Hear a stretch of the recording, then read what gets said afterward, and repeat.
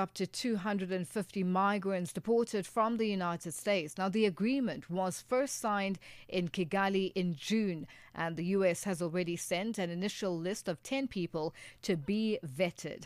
The Rwandan government says it's agreed to accept the migrants in part because nearly every Rwandan family has experienced hardships of displacement. And for more, we are joined on the line by our correspondent in Rwanda, Sylivanus Karamera. Sylivanus, good afternoon, and thank you for joining us on Africa Update. Thank you. Good afternoon to you too, Lulu.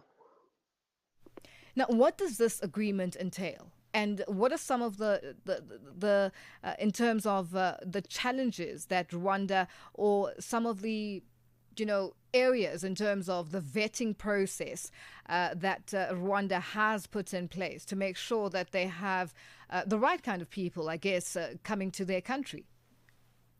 Thank you, Lulu. The content of the agreement has not been made public. There is no official government, announcement about it, except that we've been seeing and reading around from the social media and from the international wires, just like you said. But the government here has not yet come publicly and talk about it. But of course, we understand that since June, we've been hearing about these two countries agreeing to sending some immigrants from the US to Rwanda, but we have not been able to have access to this particular deal, to go deep down into what entails and what the governments of the US and Rwanda have agreed in terms of receiving these people.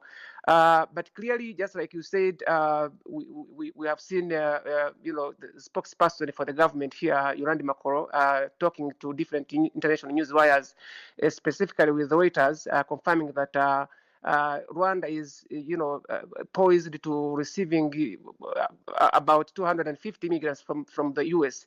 And from what I know and from what I hear, the U.S. is ready to, give out some grants, an amount that have not been disclosed, to supporting Rwanda, which is similar to the one that the Rwandan government had with the UK.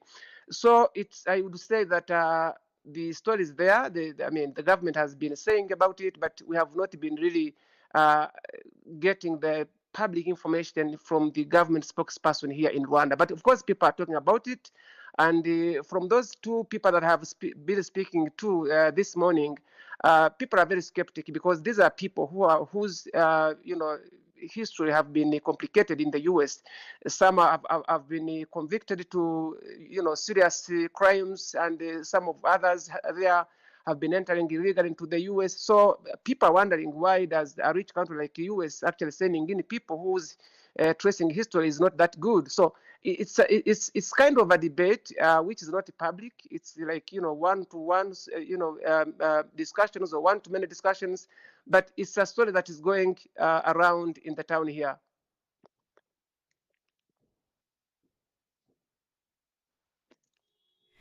Now, with regards to that, Sylivanus, we've seen a country like Eswatini, for instance, having received convicted individuals to their correctional system in that particular country. Now, the vetting process, the fact that there hasn't been information from government or the leaders of the country with regards to this process that is unfolding, what are you hearing about this vetting process and why there needs to be a vetting process if these are migrants who need resettling, or with regards to the update as well on their criminal records?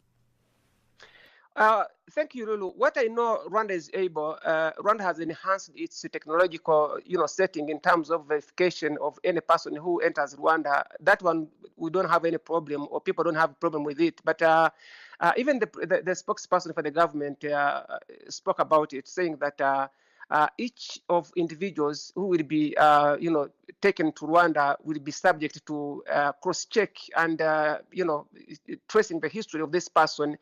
So it's very early for us to actually know under which circumstances, through which processes this is going to be attained or done for this matter.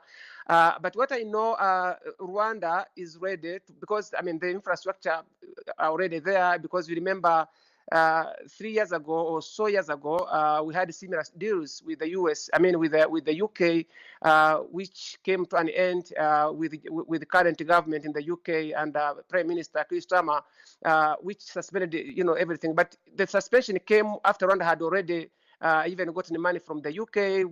It had already been building some houses here. And through this commitment from the Rwandan government, the government has said that these people are coming, one, to support, I mean, the government is supporting the humanitarian basis, but also to kind of receiving these people, because most of them have some high sense of expertise, which in the end might be contributing to the economic growth of this country. So it's very early, specifically speaking, to actually know under which ways of doing things will be carried out here. But yeah, now Sylivanus, because of time, rights groups have previously raised concerns that Kigali does not respect the basic human rights. How will this be any different? And there's talk of a grant that the US is going to be paying to Rwanda for receiving these migrants. Just touch on those, please. I think the issue with human rights state in Rwanda has been contentious with some human groups here and even international. But Rwanda has always been saying that it's not the case, because I mean there's a lot of groups here of immigrants and refugees from different countries.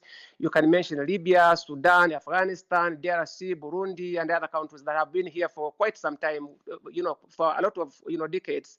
So from this resettlement, Rwanda says that what is being said out there is just a propaganda to change its name, because there is no single case that have been reported for any foreign or immigrant who are already in Rwanda for having been violated. So that's it. It's a consistent stand for Rwandan government. And I think, just like you said, to do with the grants, we expect definitely the US is going to dispersing some money, because I don't think Rwanda could do, carry on this burden alone, because I mean it's like a service rendered to the US government. Yeah.